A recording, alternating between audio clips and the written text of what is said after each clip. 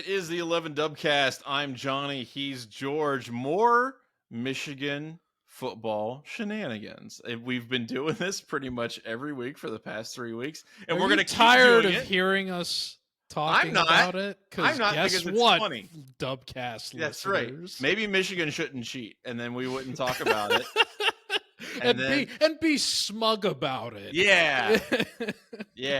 How dare they give us fodder? It's not our fault the news comes out every 24 hours after we drop an episode. By the way, blasting the Wolverines. Anybody upset about us talking about this like ad nauseum needs to look at the 11warriors.com. You're not a real Buckeye fan. Well, not only that, but you need to look at the 11warriors.com website statistics on literally anything we publish about this, because it gets like 20 times the views of everything else. So it's your fault, America. No, it's always great. There's always that like one comment that's like, "What? Why are they talking must about be this?" the off-season. It's like, man, we're talking about because it's funny. No, hate breeds clicks. That's it right. is the oldest rule in digital journalism. And look, this is juicy stuff. And it's not like we're just pulling stuff out of our butts. Like the NCAA comes out and says they've got a headline from their media center that says, quote, Michigan committed NCAA violations in football program. So look, when the NCAA comes out and says specifically that, we got to talk about it. We got to get into it. So this is what they were talking about. Now, this is separate from the Connor Stallions thing. That is something that we kind of need to hit from the jump. This is actually referring more to recruiting violations that the NCAA says occurred under Jim Harbaugh's regime. The Harbaugh breakfast burger scandal is what we're now affectionately calling it. That's right. This is Burgergate. So Jim Harbaugh, breakfast Burgergate. Breakfast Burgergate. We need to firmly brand. Right? Because right now there's that big, battle in politics over which is the weirder side. It's important to brand your enemies as weird. So in the quest to do that, we need to make sure people understand how weird Harbaugh is. He isn't just the guy that goes to a recruit's house and ruins their hardwood floors while wearing a pair of cleats that he refuses to take off. He is the guy that orders burgers at breakfast without any eggs in sight. That is who Jim Harbaugh is. So, first of all, if eating breakfast burgers is wrong, then I don't want to be right. I'll eat a breakfast burger. That's okay. What I do think Wolverine sympathizing scum. Well, so here's the thing. So what Harbaugh was getting nailed by the NCAA, and again, nailed is a relative term here because he's in the NFL coaching and none of this matters at all. But he can't come back to college football now. If the NFL doesn't work out, which it probably won't because it didn't really work out the first time. I think he was a good coach in the NFL. I think he kind of got screwed by ownership in San Francisco, but that's not really my point. My point is that this doesn't really impact Michigan specifically. Like if you want to talk about who it impacts, if anybody, it's literally just the person of one Jim Harbaugh. So, basically lying to the NCAA. I think the other quote here, head coaches are presumed responsible for violations that occur within their programs due to Harbaugh's personal involvement in the violations and his failure to monitor his staff, resulting blah, blah, blah in a violation of the head's coach responsibility rules. So basically what they're saying is that he knowingly violated NCAA recruiting rules. His staff violated those rules, particularly surrounding like timing when you're allowed to contact recruits, permissible benefits, all that kind of stuff. I don't really. He basically gave COVID the middle finger. Yeah, well, yes, that was the other thing. Yes. So violations of the COVID-19 recruiting dead period are level 2 violations, but his unethical conduct and failure to cooperate with the investigation, specifically providing false or misleading information, is a level 1 violation. Ooh, just imagine the things he was saying about Anthony Fauci. Yeah, right. So anyway, do I think this is a huge honking deal where it's like Michigan's? Not necessarily, but in context, of Harbaugh presenting himself as a guy like, I'm a truth teller. I will never lie. Bo Yeah, the Schembechler. statement he made 24 hours before Right. this news came out makes this exponentially funnier. Yeah, exactly. So he's like, yeah, I will never lie, approaching, the same kind of like what enthusiasm unknown to mankind. Tom Mars, his lawyer, basically says that this decision was like being in college and getting a letter from your high school saying you're suspended because you didn't sign the yearbook, which is kind of funny, also kind of true, because none of this matters for Harbaugh unless he attempts to, coach college football at some point in the near future, which I don't think will happen anytime soon. But again, we talk about these things and we make fun of these things because of the hypocrisy involved, not necessarily because of the depth of the evil of the violation that took place. So, again, Michigan, this university and this fan base that for literally 2 decades has done everything they could to paint their chief rivals as, the worst people on the planet who will stop at nothing and break, there is no rule that Jim Tressel won't bend or break to try to defeat the mighty upstanding men from Michigan.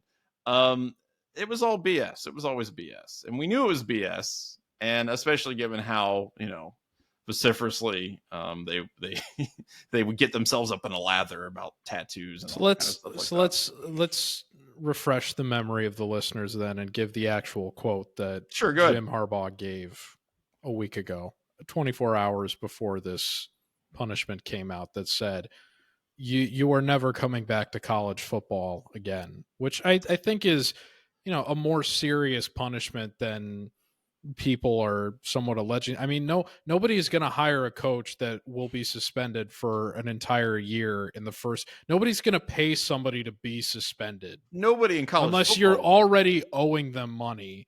That's not going to happen. Nobody in college football will. I don't think the NFL gives a crap. Right. No, well, it'll be interesting relative to what happened to Jim Tressel. It'll be interesting to see if anything happens to Jim Harbaugh. And I'm not expecting it to, and I'm not going to waste energy on like willing that to happen.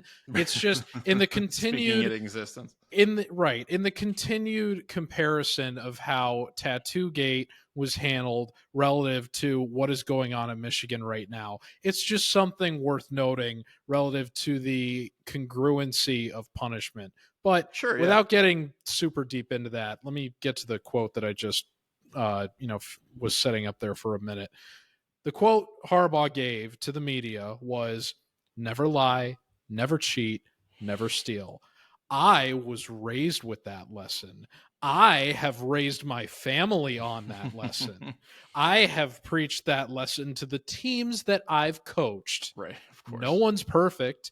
If you stumble, you apologize and you make it right. But the next Today, is the I do not apologize. I did not participate.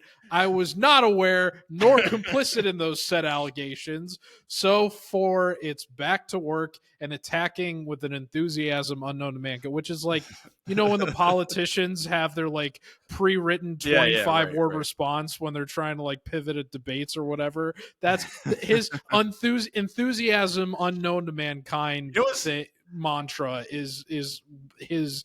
That's his vehicle. The funniest thing about that quote is that totally reads like a Vince McMahon promo from like the WWE, where like where he's like trying to be like the professional, and then he's like, "I do not apologize," and it's like it's ridiculous because Bo Schembechler was this guy's idol, who Bo Schembechler also has credible allegations of abuse and or at least allowing abuse under his watch. Yeah.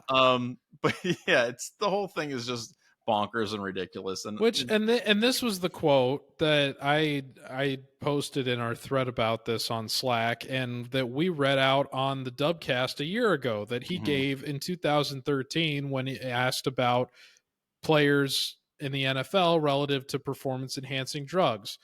Play by the rules. You want to be above reproach, especially when you're good, because you don't want people to come back and say they're winning because they're cheating. That's always going to be a knee-jerk reaction in my experience since I was a little kid. we want to be above reproach in everything and do everything by the rules. If you course. don't, if you cheat to win, then you've already lost, according to Bo Schembechler. And Bo Schembechler is about next to the word of God. It's not the word of God, but it's close.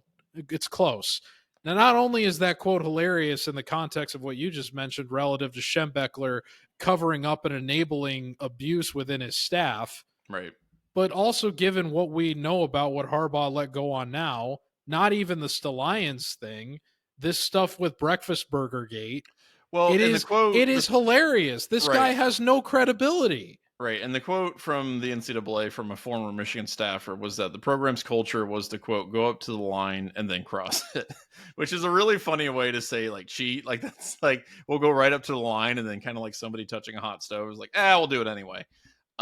So, again, ridiculous stuff. There's another really great quote from, I guess, one of the interviews that the NCAA did with him where Harbaugh said, I used to have a mind like a steel trap. Now it's more like an aluminum trap.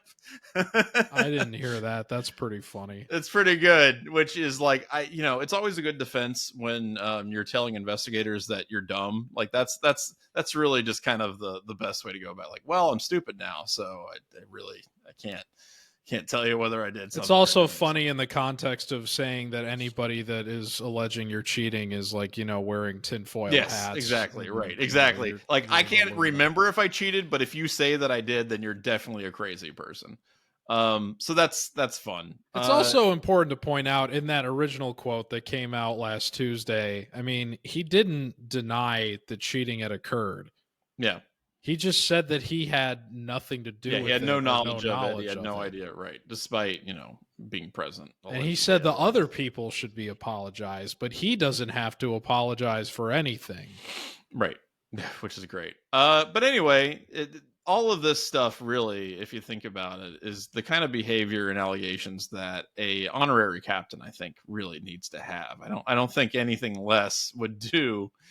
So Jim Harbaugh is going to be the honorary captain in Michigan season which opener. They announced 24 hours after this release from the NCAA drops. So if you thought the middle finger Harbaugh gave to COVID enforcement was big, just look at what Michigan's response is to these allegations, which in light of the fact that there hasn't been anything out about the Stallions thing, like this seems like an unbelievably smug thing to do. Oh yeah. Well, it also seems like poking the bear a little bit, which to me seems like a really stupid idea on their part, because the NCAA, thing about the NCAA is that this is not an organization that operates on reason and logic. This is an organization that says we're going to enforce the rules and issue penalties based on what we think we need to do so that we can issue and enforce future rules and penalties. Like that's the whole thing. Like they do it in response so that they can do future things and to other programs with some air of legitimacy. So if Michigan pokes that bear, the NCAA is going to be like, we're just going to make up whatever reasoning we need. Yeah, and not only that, it's like Michigan fans love to cry and say, oh, this is a witch hunt, and that the NCAA are just a bunch of don't give them a reason. Little men with big egos threatened by the current ecosystem of NIL. Which is true. They're afraid to lose power. Yeah, that's correct. So you want to piss those people off? Right. It doesn't. Right. I'm not saying they're morally in the right, but is it smart for you to threaten those people that are desperate to assert that they still have some sort of power and sway in the current college sports landscape by pissing them off and giving them a reason to come down on you as hard as possible? That's the biggest message that I think comes out of this Breakfast Burgergate scandal, is that this is a way worse punishment than anybody thought they were going to get for COVID-related infractions. Mm-hmm.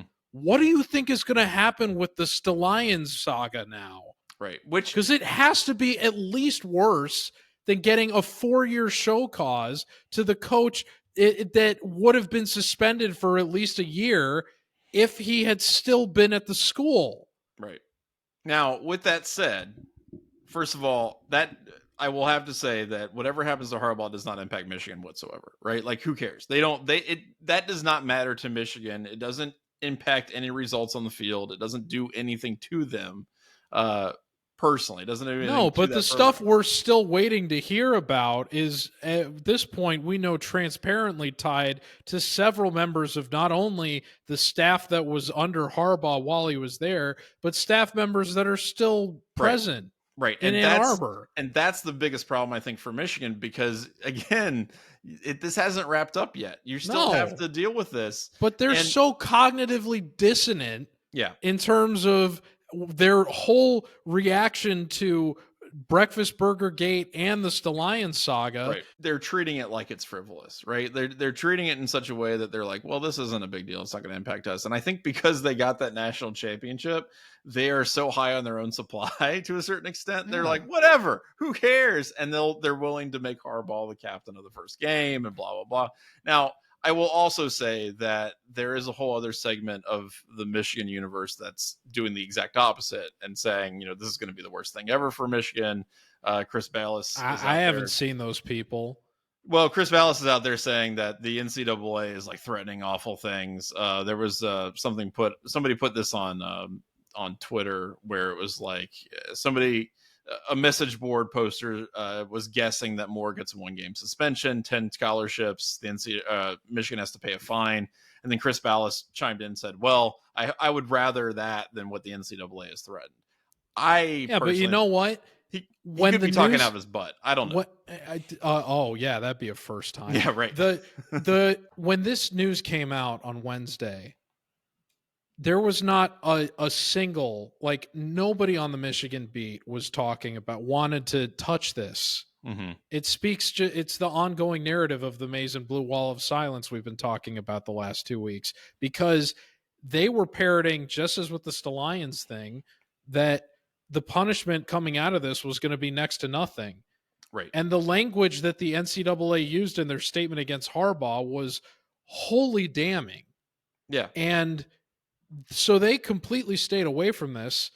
And the only follow-up report we got was a day later from the MLive report that further went into how it was a former recruiting staffer that gave that further quote about Harbaugh saying, go up to the line and cross it. Mm-hmm. So we got one follow-up report that was going a bit deeper into information that was already related in the NCAA statement.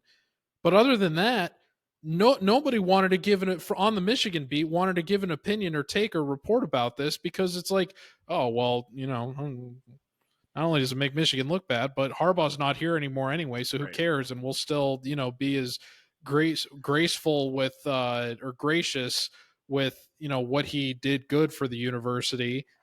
Well, I think they were more willing to talk about him being an honorary captain than they were the punishment that got handed down. I think what they want to do is they want to move on. I think they would love for this not to impact Sherrod Moore. I think they would love for this not to impact the program, so they can talk about the program. Which is the reaction that all the Michigan fans have now. Anytime Ohio State fans bring this, is like, why are you still so set on this? Right, and I think that's the mentality. You're stuck in the past. You need to, which is funny, the program that celebrates its accomplishments from, before penicillin was discovered.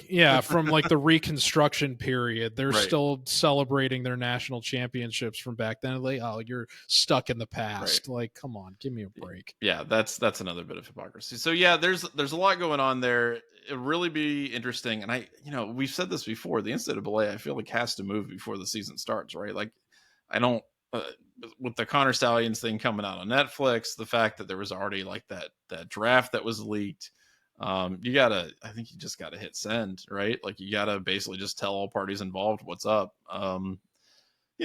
If they want to string this along and keep giving us clicks, that's fine. But I just think logistically they gotta get this thing done. So we'll see what happens when it happens. And I hate to be the truth is somewhere in the middle guy. That really sometimes that's not true at all.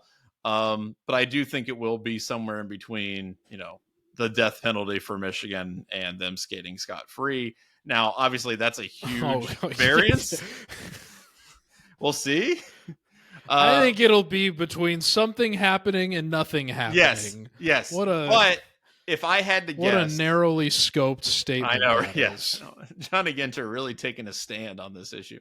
What I think is it'll probably be closer to nothing than something. I think they.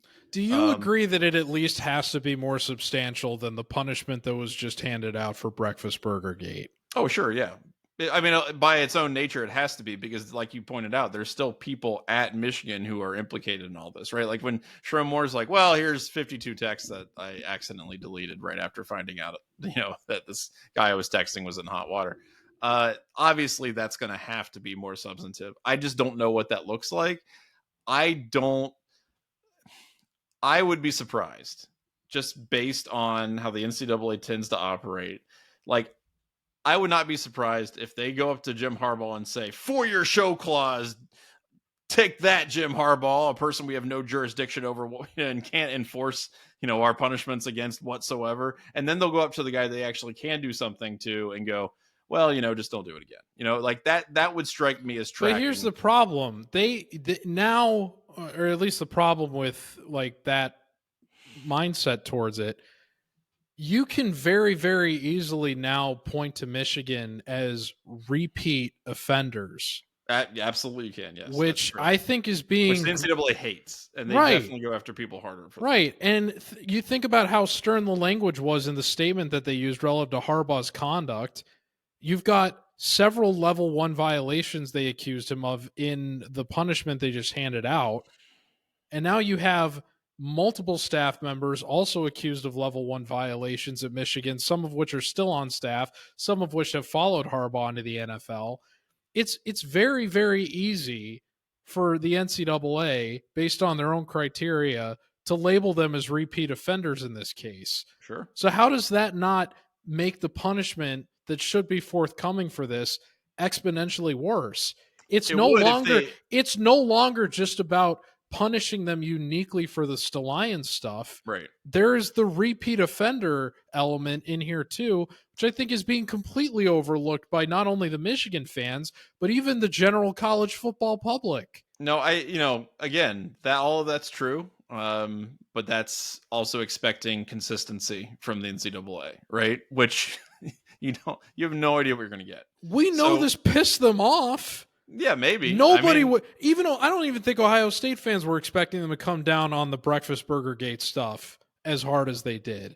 But did they? Like, again, what did they actually do to Michigan? They are preventing, if Harbaugh totally screws up with the Chargers, he can't go back to college football. Right, but how does that impact Michigan? Like, because it doesn't, right? Like, it doesn't impact them at all. Like, and that's my point. Like, this is not a punishment against Michigan. This is a punishment against Jim Harbaugh. So you could say that, all right, well, they didn't go after Michigan in this case, and that means that they'll go after Michigan more strongly in the one that you could say that.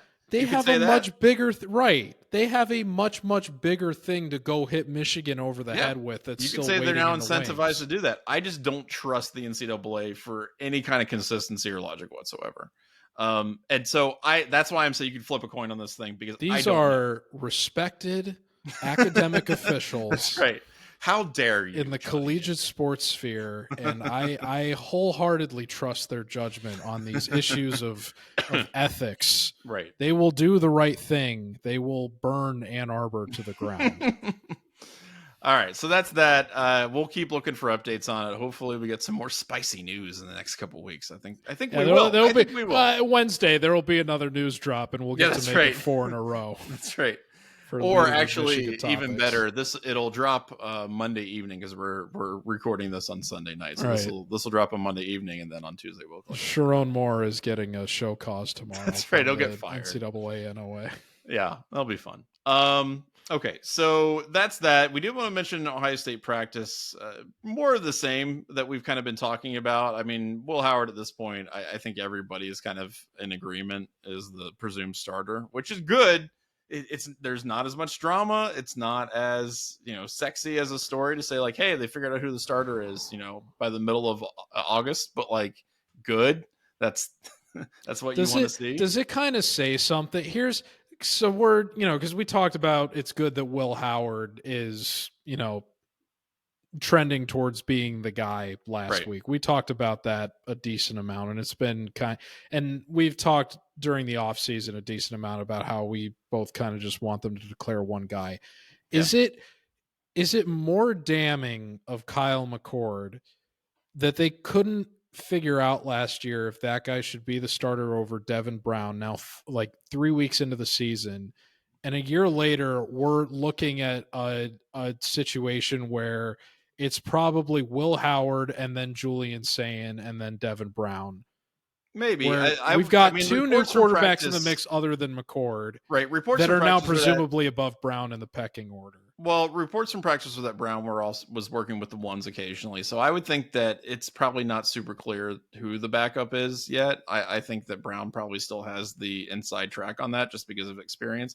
I would say that's not necessarily a fair comparison because Will Howard has multiple years of starting experience, right?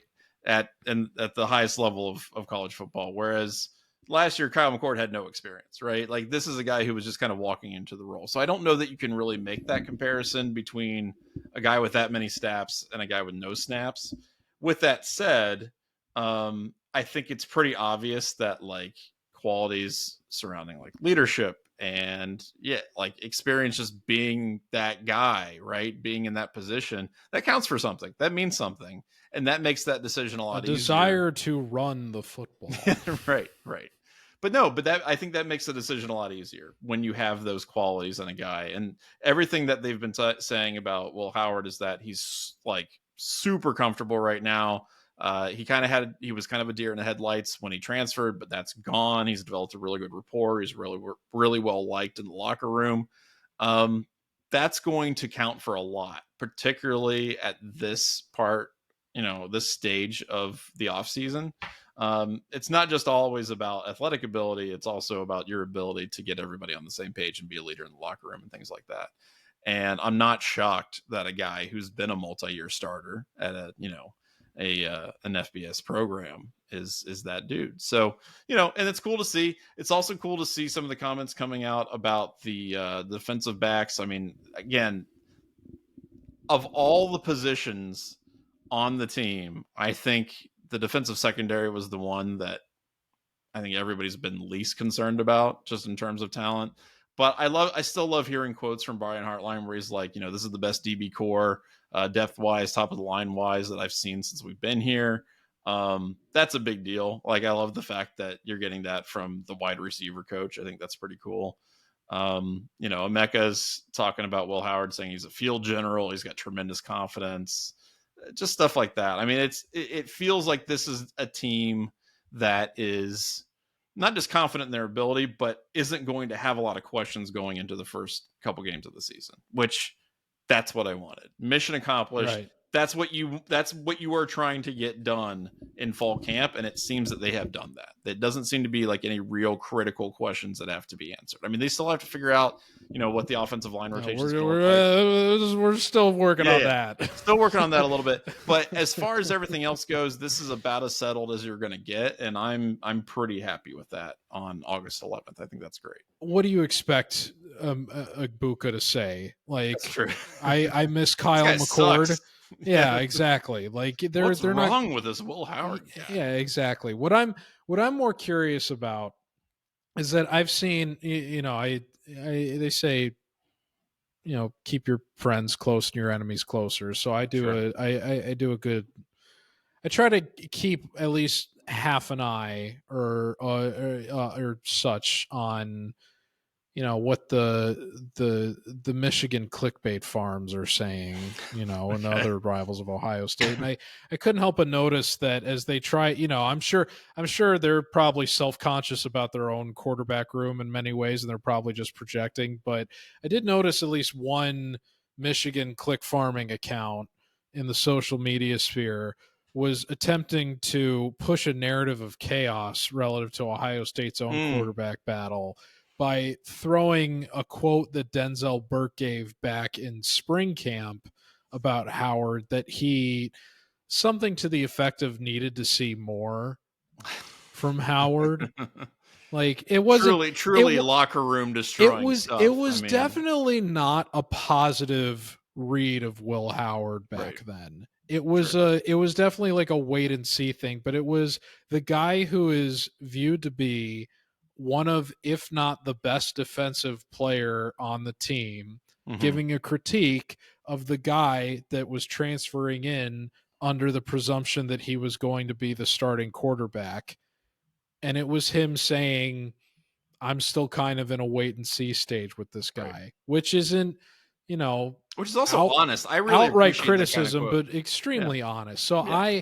I would be more curious to hear Burke's follow-up opinion on that now than I would, not for the purpose of quelling the Michigan clickbait farms, Sure, but just to for see to accurately assess the progress that Howard has made instead of just, following the narrative. And I'm not saying that there's any sort of fluffing of narrative going on here relative to Will Howard, but given how that bit of raw honesty that we had at the dawn of spring practice, to compare those comments to what Burke would feel now about Howard is something I would be interested in hearing about as we get closer to the season, because I think that will give you a truly accurate sense of how far Howard has come in his short time in Columbus before actually seeing the field. Yeah, I think that's really what I would like to see. Yeah, that's an excellent point, and that's maybe something somebody should get out there and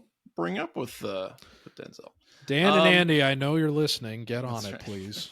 My actual big question is, do these Guardian caps actually work? That's the thing that I want to know. They do more than just make all the players look like Toad from Super Mario Brothers? The Great Gazoo. Yeah, no, that they're silly looking. My understanding is that the whole problem with concussions is it's like an inertia thing, right? It's not the impact that's the problem. It's the fact that, like, you go one direction, your brain kind of hits against the side of your skull, right? That's what causes the concussion. I don't understand how a Guardian cap's going to prevent that from happening. If the impact is still causing you to move around like you're in a car crash, I don't know how that helps, but I'm also if you're cushioning the impact, then presumably your brain doesn't get sent as hard into but if you're somebody puts their shoulder in your chest and you know what I mean? I don't know that the Guardian cap's going to do a whole hell of a lot, but I don't know. That's not what causes the concussion. What causes the concussion are blows to the head. See, I thought it was. You don't get concussed from getting hit in the chest. No. My point is, you get concussed after you get hit in the chest, and then your head snaps back when you hit the ground, and then your brain sloshes forward. I don't know that Guardian cap's going to prevent that from happening. Is my point. Well, no, but that's the worst way you can get a concussion is by having your. I mean, if your head rebounds against the ground, right? Yeah, a Guardian cap isn't going to do anything for that. But if you're talking about a helmet-to-helmet collision, okay, that you're not going to ever phase concussions out of the game, right? But it's about taking preventative measures. When they first announced the Guardian caps, I was like, number one, I don't know how heavy these things are, but I can't imagine any position player is going to actually want to wear one of these things, especially given. I don't know. We had a lineman wearing it in the NFL preseason. Well, and Jonathan Taylor apparently wore one in another preseason game this week after the guy on the Steelers on the offensive line did. But the linemen aren't skill players. That's true. The thing that has one of the things that's baffled me the most in my lifetime about football is that position players have just gradually stopped wearing leg pads. which were mandatory when I was playing football. Yeah, no, the funniest thing is they have the leg pads, but they're cardboard, they're decorative essentially. Right, knee pads and thigh pads have just gradually been phased out for skill players in an era where people have emphasized tackling below the waist and the knees to prevent head. It's you're giving yourself less protection in that area. It never made sense to me, but it's because they need the nimbleness and the agility boost. Right. So I thought, I don't know how heavy the Guardian cap is, but I have to imagine that kind of messes with your equilibrium at least a little bit, given you're carrying more weight up on your head and your neck now. Right. And it's just, if your goal of not wearing knee or thigh pads was to reduce the load you're carrying to make yourself more nimble, the Guardian cap kind of defeats that purpose. on top of the fact that the earliest editions of it, like I said, make you look like a Super Mario Brothers NPC. It's just an absolutely ridiculous. It literally looks like when you would put a big head mode cheat code into the old Madden games. Yeah, no, yeah, it looks like NBA Jam. It looked absolutely ridiculous. But they started matching them more with like the color schemes and everything, Right. blending it into the hell. And it's grown on me a little bit. So, and I think that for players that aren't carrying the ball routinely, like linemen, even though linemen I don't think are exposed to head injuries as often as skill players are, I think it makes more sense for them in the sense of reducing concussions. So I've come around to them a little bit. I thought it was the opposite though. I thought linemen were more susceptible to it because they're the positions that like they're always making contact on every play, right? So when do linemen tackle? Well, not necessarily. They don't need an to tackle. Experienced tackles, right? If that's happening, there's penalties involved. Right. My point is, you don't need to tackle though. It's just like the force that's being generated between two different people. No, because it's hand. No, because it's hand fighting. Yeah. The head is not supposed. If the head gets involved, there's a penalty somewhere. Well, now head to head contact is not legal. Really, the only time and the only. I mean, unless you're like, facing Trent Williams or something, you're probably not getting punched in the head. Yeah. So actually, that's the other thing. Will this incentivize punches to the head? I mean, it's like, hey, they're wearing it. I mean, no, because it's a penalty. No, I know. I'm just messing around. All right. So that was the first part of the Dubcast. We've got a lot of Ask Us Anything questions. We're going to do a lightning round of Ask Us Anything because we had so many cool questions. I really appreciate you guys asking them. Before we get to that, I want to remind you that the Dubcast is sponsored by the Dry Goods Store at 11warriors.com. Drygoods.11warriors.com. Shirts, hats, stickers. Check it out. Lots of good stuff. Also, we just had one of our ownership meetings here recently talking about some of the stuff that we're planning on releasing here soon as the season begins. So definitely keep an eye on the Dry Goods Store because there will be some new fun stuff for the 2024 season very soon. Okay, exciting. Let's do Ask Us Anything. We remind you can ask us literally anything by sending us questions to Dubcast. And boy, did you guys ever this week. Which again, I very much appreciate.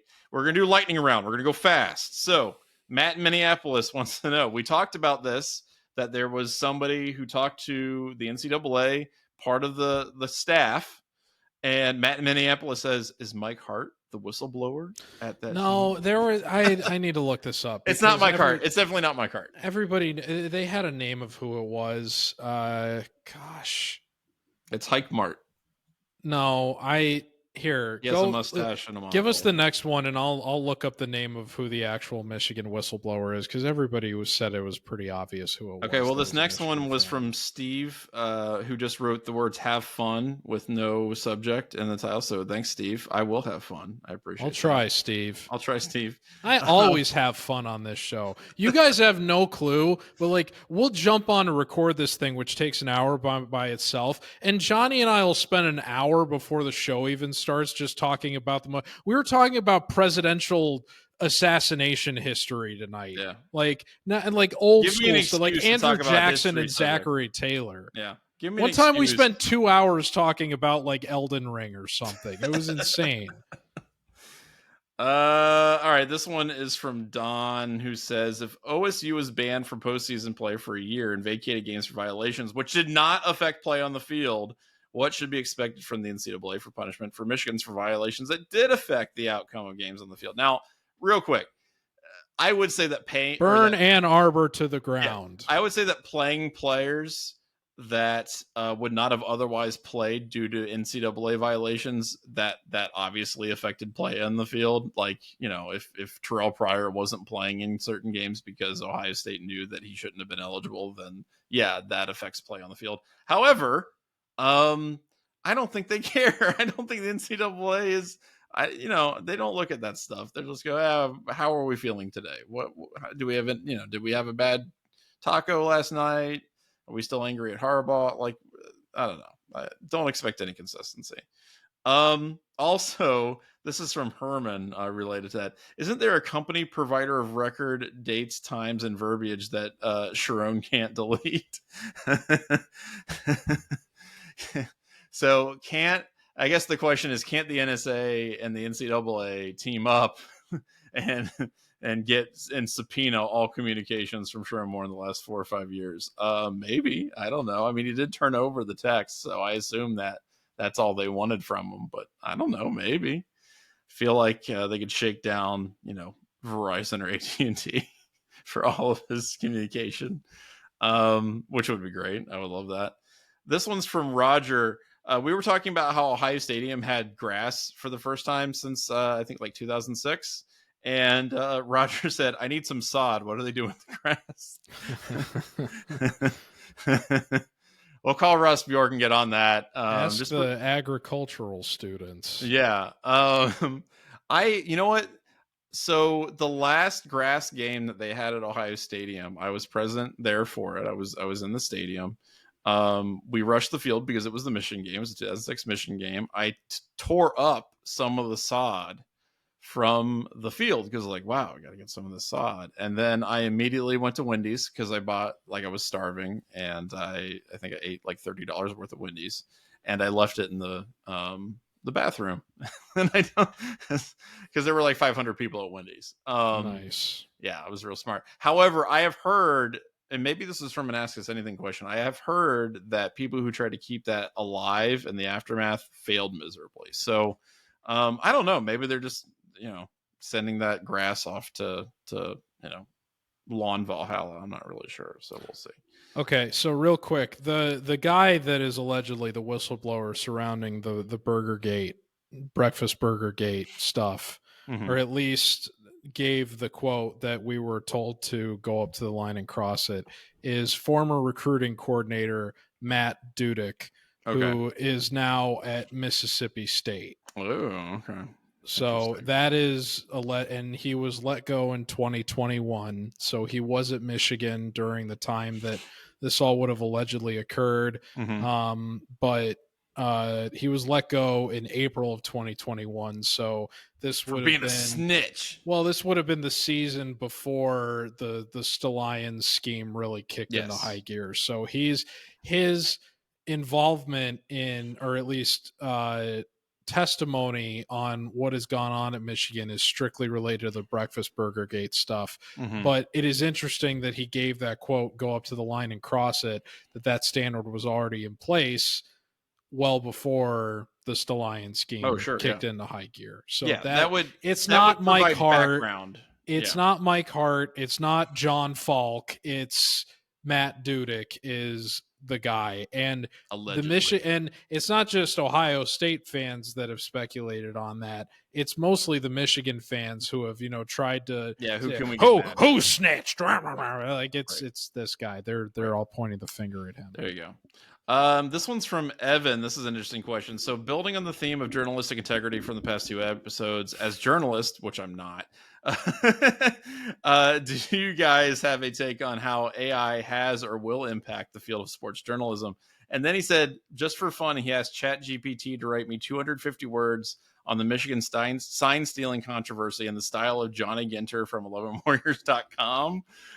Here's what I got. And I'm going to read one of these paragraphs. There's like 4, but I'm just going to read one. Okay. At the heart of this melodrama is the scandalous claim that Michigan went beyond the usual on-field espionage to engage in premeditated sign stealing, spearheaded by none other than Connor Stallions, a low-level staffer turned covert operations mastermind. For those new to this clandestine world, sign stealing involves deciphering the hand signals opponents use to relay plays. It's like trying to solve a Rubik's Cube during a tornado. Done in real time, it's all part of the game, but the Wolverines, with Stallions leading the charge, are accused of going full Sherlock Holmes, potentially recording and decoding signals over multiple games, because why cheat small when you can cheat big? Now, interesting. So, first of all, I read this, and like I said, there's a whole 250-word thing here. It's eerie how it picks up certain... and eerie is a really good word for it. It's eerie how it picks up certain mannerisms that I have in my writing. Yeah. It's funny how it like fumbles those mannerisms completely. So like one of the quotes from this that I thought was really interesting was Rubik's Cube during a tornado. And I was like, that is an interesting turn of phrase. Now, I tried to find the exact phrase of Rubik's Cube during a tornado online, because I was like, well, surely someone, but I couldn't find it. I couldn't find Rubik's Cube during a tornado. However, I found tons of instances of Rubik's Cube in a tornado. Now, the reason why I point that out is because what it looks like ChatGPT is doing is like, okay, this is the tone, right? This is the appropriate tone of this person's writing, and in this case, me. Now we're going to pepper in the type of verbiage and references or cadence that this person writes with. And I do have a lot of culture references. I tend to use a kind of an elevated vocabulary a little bit. So like melodrama, espionage, clandestine, those are all words that I would use. But it's like it doesn't have a point. Like if you read through this, it doesn't have a point. It doesn't take a stance on anything. It doesn't claim anything. It doesn't even really take a side. Like it talks about cheating, like cheating's big or something, but it doesn't even say whether that's bad necessarily in this. And so what I find interesting about it, and I think my overall point with all of this is that, first of all, it does very accurately reflect my inability to get to the point when I write. But I think that's also why it's not that good, because it can only be reactive. Like all of the stuff that they put in like ChatGPT when people are asked to write stuff, it can only reflect on something that's already happened. And because of the way it's designed, it's not going to take strong stances on any of it. So it's just kind of this mush. And like, I think it does challenge writers like myself and other people on Eleven to be more original, to take, stronger stances, to back up what they're saying more, clearly. Because, PAP can be easily reproducible, I think is what this kind of says. Like if you don't want to take a stand, if you just want to pull out like lame kind of boring stuff and make pop culture references, it's really easy to replicate.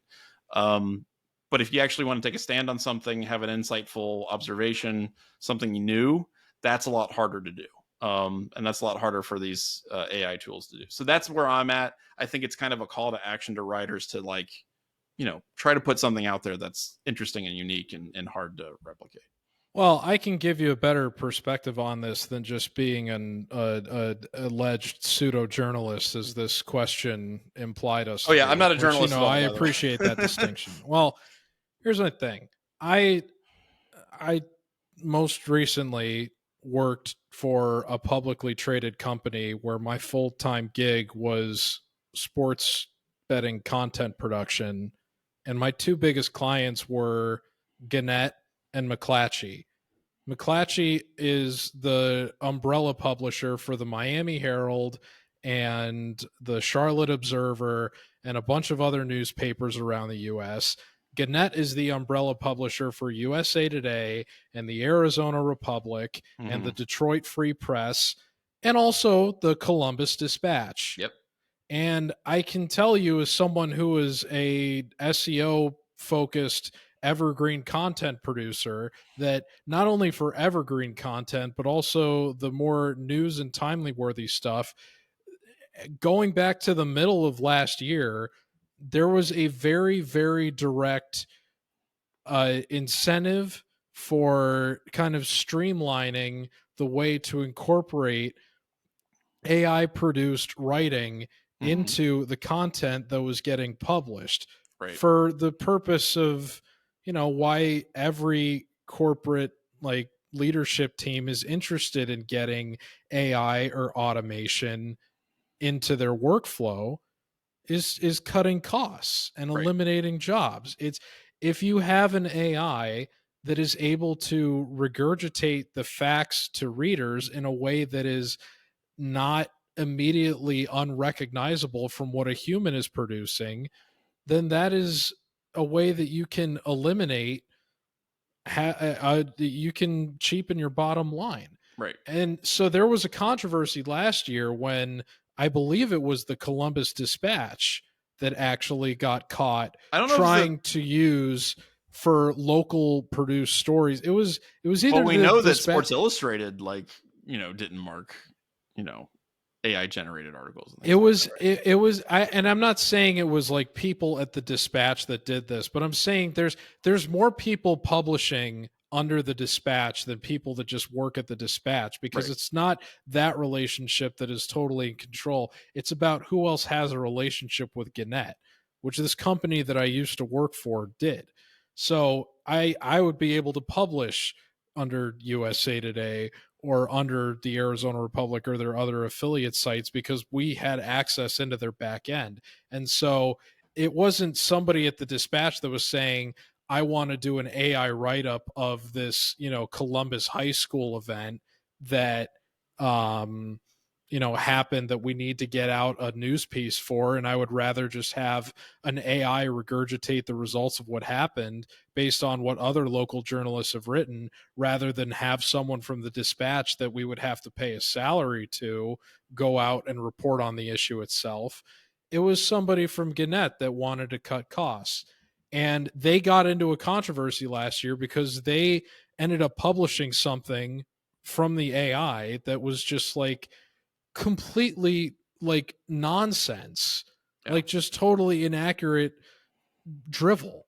Well, so I think what you're saying is correct, that there, like, one of the things that was said from the very early AI boom that began last year from, people that I think have a good read on this is that the AI is only as good as the human knowledge that is getting put into it. Right. It's very good at like collectively taking everything into consideration and then giving out a feedback that is based on what it's been given, but it can only be as good as the human knowledge that is being put into it. It is not, if it ever does, certainly not at this stage, it is not going to be in a position where it can surpass the human intellect that it is responsible for feeding it the information it needs in order to operate. So for the purpose of regurgitating information or newsworthy or informative items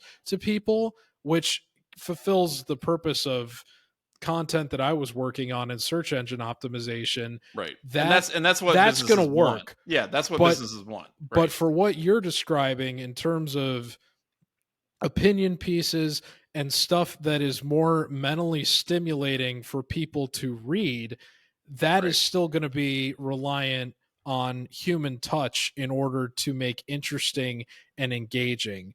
And that's why I'm glad that we work with the team of writers that we do here at 11 Warriors, because I think everybody is able to do that in their own way, and it's a main reason for why the site has become the success that it is. Well, we're also independent, and that's a huge thing. We don't have some investor breathing down our neck saying you have to meet this metric by this date, or we're going to cut costs or something like that. We don't have to worry about that. So that gives us the leeway to say, all right, well, this is how we're going to structure our writing and whatnot. And the gamble that a lot of these companies are making is that, well, people will read whatever, right? Like they'll just read whatever we put out in front of them. They just, want a summary of this or blah, blah, blah. And it's fine. Like who cares if anybody wrote it? Most people would also rather watch videos now, which is why we're on YouTube. Yeah, that's right. Hi. Yeah, no, but you're right. And so it's just interesting because I do think I agree with you. I think for the purpose of, streamlining some of the cut costs and things like that for reflective pieces, it'll probably serve its purpose for how these businesses want to use it. But as far as like trying to replicate someone's voice, which again, like you could see, like I can even, I'll forward this to you, and you can take a look at it, but you can see how it was trying to like replicate how I write, which is interesting that it would even have that data, right? Like, and I know these companies, like ChatGPT, like OpenAI and whatnot, have been just scrubbing the internet for every piece of data they can possibly find to feed it into their system. I'm surprised that it even got somewhat accurate to my voice. Why would anybody care about that? But again, it's because you're the threat level guy. That's right. Yeah, I'm the threat level guy.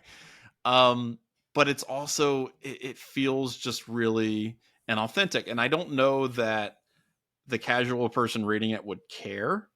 But but I think it's also immediately obvious. Like if you've read 3 of my articles and then you read that, you're like, okay, well, that's not written by him. And so that's what's interesting about it, because it's this facsimile, but it's not. You can see where it's trying to act it out, and it's just it creates this weird what's the uncanny valley. It creates this weird like verbal uncanny valley where you're like, oh, okay, you're trying to be John again, and it's creates it's this weird Rubik's cube in a tornado. Yes, this weird Rubik's cube in a tornado, this weird difficult thing in a stressful situation, and I'm pretty sure that's how those things were created. Anyway, great question from you, Evan. That's very interesting, and I appreciate that.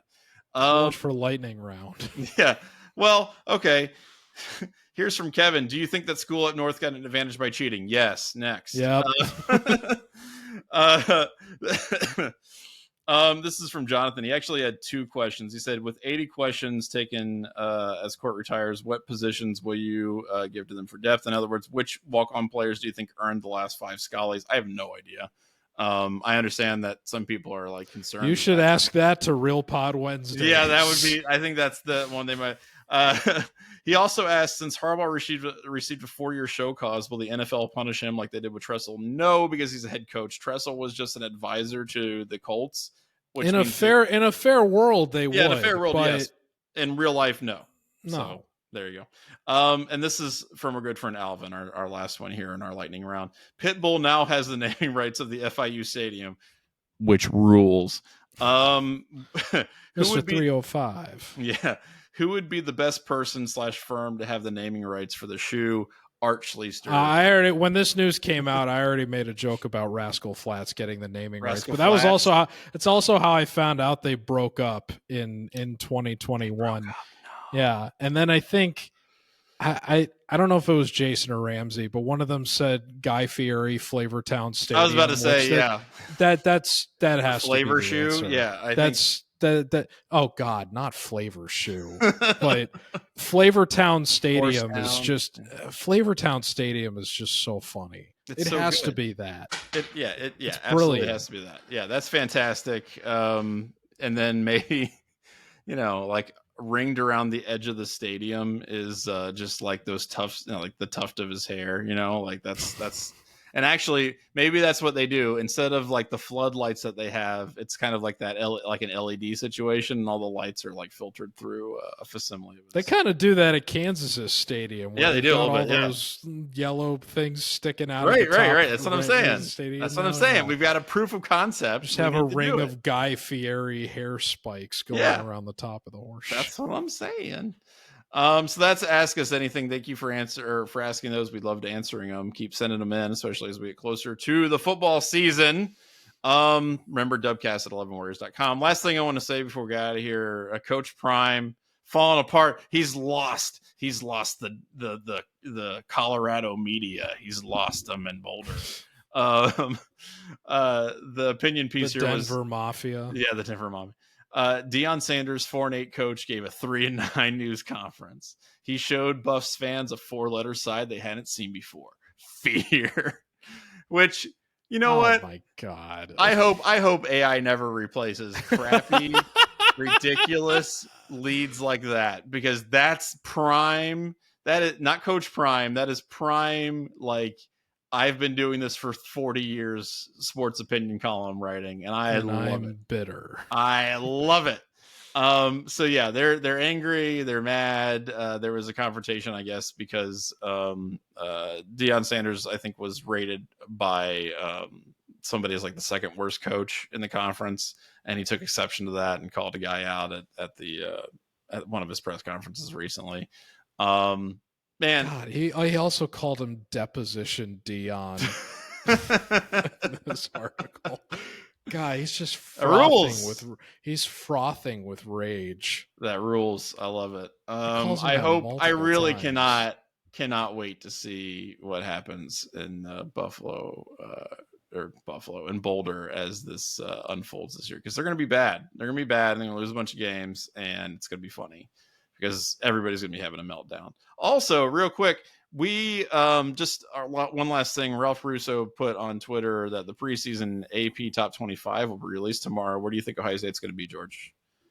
Probably number 2. Think number 2. Georgia. Is that fair? Do you think that's a good spot for them right now? It's like I said on a show a few weeks ago. The rankings at this stage are nothing to really get worked up about. 100%. It's not until October that I think we get an actual sense of like where things fall. What I think really like is going to be more interesting is that I think Michigan is actually going to be rated lower than where they should be, and I think that'll probably kind of course correct itself by the time we get closer to October. I know they've got a more difficult slate up front than Ohio State does, but I still think that they're kind of being discounted given what they've made. I think more people are paying attention to what they've lost over the season rather than what they've actually brought back. And what their defense is basically like the same guys. They're really tough. I think that they're kind of being discounted in some ways that they shouldn't be, and that they're going to be better than what their initial ranking shows. But who's going to be their coach, George?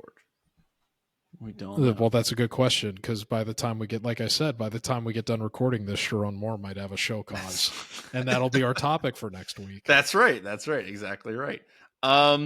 Last thing, I've got to update threat level. We've had three last things. Well, fine. This is my actual last thing. I have to update threat level. So if anybody has any ideas about, because I've been using that old, the U.S. government threat level thing, like the terrorism threat level for Michigan. Yeah. If anybody has a way for me to update that, I'm all ears. You need to get the American Dad meme. Of like, have you seen when he's looking at the one on his fridge? It's the little. Except in the meme, there's only two. Like, there's satire and then cringe. No. You just need to scrub that out, and you'll have the regular threat level pointing thing. But him like angrily looking at the. It's not a bad idea. All right, there you go. I like it. I'll definitely take that under consideration. Yeah, right. between that and Johnny planning on rebranding the whole thing around Metal Gear, he's just stealing all of my ideas around. No, I can't do that. It's got to stay threat level content. I was told in no uncertain terms it has to stay threat level Michigan. But is that what came out of the ownership meeting? That's the only thing that came out of the ownership meeting. We spent an hour and a half just talking about that. No, that's not the Patriots of 11 Warriors wouldn't let you rebrand. That's actually those are the real AIs. You know what? That's a joke only people who have played Metal Gear Solid 4 will get. 11 Warriors is just secretly run by a network of computers. That's right. And have been this whole time. Jason Priestis many years ago transferred his consciousness into a server, permanent liquid cooled in the bowels of Columbus, brother. And that's what's been running the Ohio State ecosystem. Yeah, I cut off my arm. I had another guy's arm grafted to mine, so I could avoid being influenced by Ramsey, who is actually just a computer program. Yeah, that's pretty much it. All right. Anyway. That's the Dubcast for this week. 3 people got that joke. We'll see you next week as we talk about exactly the same things. But until then, I'm Johnny. I'm George. And we'll see you next time. Take care, folks.